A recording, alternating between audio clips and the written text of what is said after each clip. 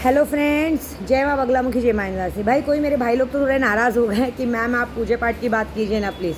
तो चलो हम पूजा पाठ की बात करते हैं। Sorry, no personal comment. थोड़ा सा वो क्या होता है ना, आप सबको बोलूँ ना, कुछ लोगों की दिमाग तक बात पहुँचाने का एक सही रास्ता है। बहुत लोग पर हमें बहुत कम में हाँकते हैं, पागल में गिनती करते हैं।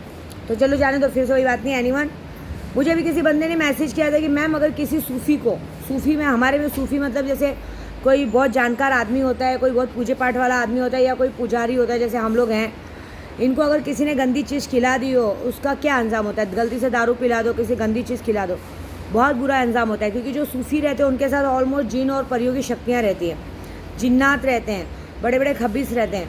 आप उनको ही छोड़ो, किसी पंडित को भी जिनके पास देवी शक्ति रहती है या कुछ रहता है, या जिन्होंने शक्तियाँ हासिल की रहती है, उनको ये सब खिलाने का अंजाम ही होता है कि वो आपको दुगना, मतलब आपको 4 गुना असर आपके साथ बुरा होता है।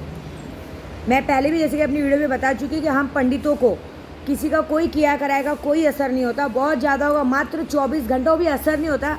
24 घंटे के लिए हमारे को वो बांधाई करती। जैसे हमारे में एक बात होती है, हम जो पूजा पाठ करते हैं ना, तो अगर हम जैसे किसी के नसीब, हम किसी का भी नसीब बदल सकते हैं। जैसे अभी हम लोग को कहीं लिखा है कि अगर आपके नसीब में लिखा है एक्सीडेंट होना, तो नियति तो कोई बदल नहीं सकता, लेकिन हाँ, हम ये नियति बदल सकते हैं कि एक्सीडेंट की जगह आपको चोट लगेगी, आप घर में पानी गिरा देगा, फिसल जाएंगे, ऐसे कुछ तो होगा। और प्लस रही सूफ़ी की बात, तो जैसे कोई सूफ़ी हो या कोई पंडित हो या कोई मौलाना हो, आप सोचोगे कि इनको किसी कोई जानकार आदमी को कोई गंदी चीज़ खिला दो खाने में मिक्स करके, और उनके साथ कुछ गलत करने को सोचो, तो नहीं हो सकता, कुछ होगा ही नहीं, उल्टा आपका नुकसान होगा। जैसे प्रपोज को समझो कोई मौलाना है और आपको लग रहा है कि मौलाना को धराशय करे, तो आप नहीं कर पाओगे, क्योंकि ऑलमोस्ट वो अपना शरीर हमेशा बांध के रखता है। हम सब पंडित अपना शरीर बांध के रखते हैं। हम अपनी नसों के अंदर, शरीर के नसों के अंदर तावीज़ रखते हैं। हमारा कोई कुछ भी नहीं बिगाड़ पाता। अपने आप को काट के भी फेंक दो, कुछ नहीं। क्योंकि देखो, जैसे भी समझो आप मेरे लिए मुर्गा काटोगे, सब प्रपोज में अपना बता दो, अभी आप मेरे लिए मुर्गा काटोगे ना, तो पता है क्या होगा? आपके ही घर में किसी का न किसी का एक्सीडेंट हो जाएगा, कुछ ना कुछ हो जाएगा। हाँ, मजाक नहीं, सच्ची बोल रही हूँ। या कोई सूफ़ी मौलाना जो कि दरगाहों में या कहीं पंडित मंदिर में पूजा करते हैं, उनका काम धंधा कोई नहीं बांध सकता। हाँ, हालांकि वो अगर सही कर्म से पूजा कर रहे हो तो, क्योंकि हम लोग पहले अपनी रक्षा करते हैं। हम पहले अपने गुरु का नाम लेके यही शरीर बांधते हैं। हम छुड़ाए तो छूटे, उसका छुड़ाए तो छूटे, दूसरा छुड़ाए तो उखड़ पड़े। ये मंत्र सब लोग बहुत बार सुना है। एक आदमी ने मुझे पूछा, मैम ये मंत्र हम भी बोले तो बनेंगे? अरे पागल, इसके पीछे एक और मंत्र है, वो मंत्र हम नहीं बताते। अगर कहते ना, पंडित और स्कूल का टीचर अपनी सारी पंडिताई और टीचरिंग सबको बता दे, तो क्या मतलब है?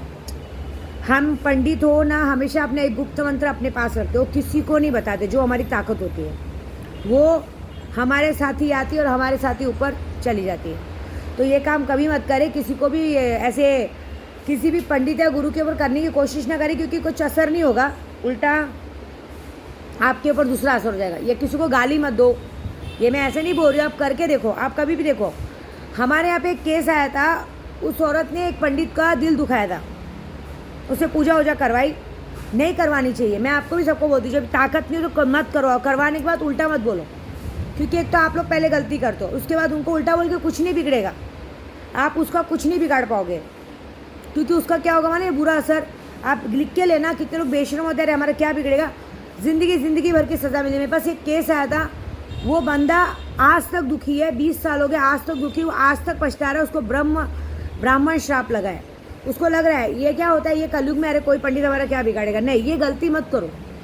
आप अगर किसी से पूजा पाठ करवाते हो, कुछ करवाते हो किसी से भी, तो अगर आपको भरोसा है तो ही करो। पहली गलती आप करते हो, फिर दूसरी गलती आप ये करते हो कि उसका अपमान करते हो।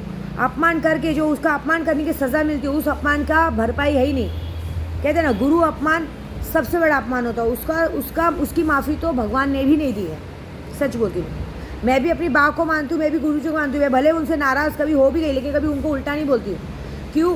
क्योंकि हम उनका कुछ नहीं बिगाड़ सकते। उनके पास 7-7 पीढ़ी पुरानी शक्तियाँ हैं, हम उनका क्या बिगाड़ पाएंगे? हम उनसे जीते हैं, वो हमसे थोड़ी जीते हैं। क्योंकि गुरु के अपमान में तो भगवान भी पीछे हट गए। भगवान भी बोले, गुरु का जो अपमान करता है, पंडितों का जो अपमान करता है, उनके साथ हम नहीं। आप देख लीजिएगा, आप किसी, एक सैंपल होता है, आप किसी पंडित से ज़बरदस्ती सत्यनारायण का पूजा कराते हैं, सत्यनारायण की पूजा से अगर फल नहीं होता, क्या बोलते हैं? सत्यनारायण का पूजा वापस पलटी मारो, सारा सामान वो करो। नहीं ना, नहीं करते हैं, नहीं होता है। ये होता ही नहीं है, ये कहीं डिक्शनरी में नहीं लिखा है। ये एक अच्छी बात समझा रही हूँ।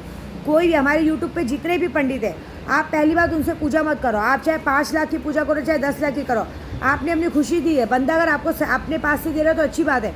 आप मांग के जो हरकत कर रहे हो ना, आजीवन आप अपने लिए दरिद्रता बुला रहे हो। आप ही नहीं, आपकी आने वाली 7 पीढ़ी ज़िंदगी भर के लिए दरिद्र हो जाएगी। कमाना चाहोगे भी कोई कमा नहीं पाएगा, कितना भी ग्रह नक्षत्र आपके सुधार नहीं पाएंगे। क्योंकि इन लोगों से पंगा मत लिया करो, ये होता है। मेरे को भी किसी ने सवाल का जवाब पूछा, इससे मैंने बनाया। क्योंकि आप किसी के, आप सोचो कि किसी गुरु और पंडित का अपमान करो या किसी तांत्रिक का, कुछ नहीं बिगाड़ पाओगे। तांत्रिक का तो बिल्कुल नहीं, हम अघोरियों का तो बिल्कुल नहीं। हम अघोरी तो काली, शमशान काली की सिद्धि प्राप्ति रहते हैं। हमको हमारी ये चमड़ी से कुछ मतलब नहीं, इससे हमको चमड़ी से कोई मतलब नहीं। हम ऐसे हैं ना कि अगर हमको एक बार हमारा ये दिमाग फिरा और हमने अगर एक बार किसी के लिए पूजा कर दी तो समझ जाना, जब तक हम नहीं चाहेंगे तब तक उसको माफ़ी नहीं है। आपको क्या लगता है मुझसे कितने लोग माफ़ी मांगते हैं? मैं नहीं देती हूँ माफ़ी। मेरी एक ही आदत है, जो मेरी नज़र से गिरा सो गिरा, उसके बाद उठेगा नहीं और आजीवन भिखारी रहेगा। कर ले पैसा, कमा के दिखा दे तो मैं मान जाऊँ। 7 पीढ़ी बिगड़ जाती, 7 पीढ़ी। एक अघोरी, एक तांत्रिक और पंडितों से पंगा लेने वाले। पंडित तो एक बार माफ़ की पड़ दे, अघोरी और तांत्रिक तो माफ़ी नहीं करते। उनकी माफ़ी तो सीधी शमशान में है, अग्नि में जलने के बाद ख़त्म। हम लोग को कोई फ़र्क नहीं पड़ता। मैं तो कभी कोई शमशान में जाती हूँ ना, बैठ जाती हूँ, उधर का बोलता है आदमी, दीदी आप ऐसे लेटो, कोई उठा के आपको अर्थी पे लेटा देगा, जला देगा। मैं बोली लेटा देना चाहिए था, थोड़ी देर सो जाती मैं। ऐसे है क्योंकि हम अधिपति हैं। अघोरी का मतलब ये नहीं होता कि आप सांसारिक जीवन मत जियो, ना मतलब नागा होके घूमो, भूत बत्ती ला के घूमो, नहीं। अघोरी का मतलब होता है कि अघोर पंथ का जो मेन नियम, जो अंदर हमको मंत्र सब मालूम होते ना, अघोर पंथ क्या होता है कि आप आपको खुले शमशान में पूरे भूतों के बीच में छोड़ दो और मैं जाके काम करके चली आऊँगी, ये मेरे अंदर दम है। मैं मजाक नहीं कर रही, मुझे तो कोई डर ही नहीं। मैं भूत पे जिन्नात के बीच में से जाके काम करके आती हूँ। उल्टा वो लोग मुझे सलामी देंगे। मैं क्या होती, जिसको मेरे बारे में जानना है ना, कितना भी बड़ा पंडित हो, कितना भी बड़ा मौलाना हो, 100% की गारंटी के साथ बोलती, अगर नहीं जीती तुम्हारा जूता मेरा सर। लगाओ 5 अगरबत्ती, बता रही हूँ, लगाओ 5 अगरबत्ती, 5 गुलाब रखो सफ़ेद कपड़े पे और इत्र रखो और मेरी तस्वीर रख दो, निकलेगी मोबाइल पे से, तस्वीर रख दो। और तस्वीर रख के रात को आपकी जो भी कुल देवी हो, जो कुल देवता, पूछो कि ये कौन है। नहीं बता रही है ना तो मेरा नाम बदल देना। ये बात का जवाब ज़रूर देना सब लोग कि मैं कौन हूँ।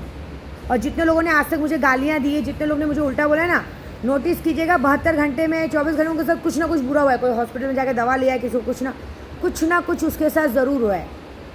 क्योंकि हम लोग क्या बोलते हैं, जो बोले तथा अस्तु, तुम्हारा काम हो गया। अब तुम बोलोगे जाओ तुम्हारा सत्यानाश होगा, तो तुम्हारा खुद का सत्यानाश हो गया। क्योंकि मैं तो पंडित हूँ, हम तो जन्म जात के भिखारी है। हमको तो कृष्ण भगवान ने ऐसी श्राप दिया, जाओ तुम भीख मांग के खाओ। तो मैं तो भीख मांगने में मुझे कोई शर्म नहीं है। दे दो बाबा, अल्लाह के नाम पे दे दो, क्या वजह, भीख ही तो मांग रही यूट्यूब पे, है ना। क्या है ना, बुरा देखन मैं चला, आपसे बुरा ना कोई। तो आप किसी को बुरा देखने चलोगे, तुमसे बुरा कोई नहीं। तो प्लीज़ गुरु का अपमान कभी मत करो। जय माता दी।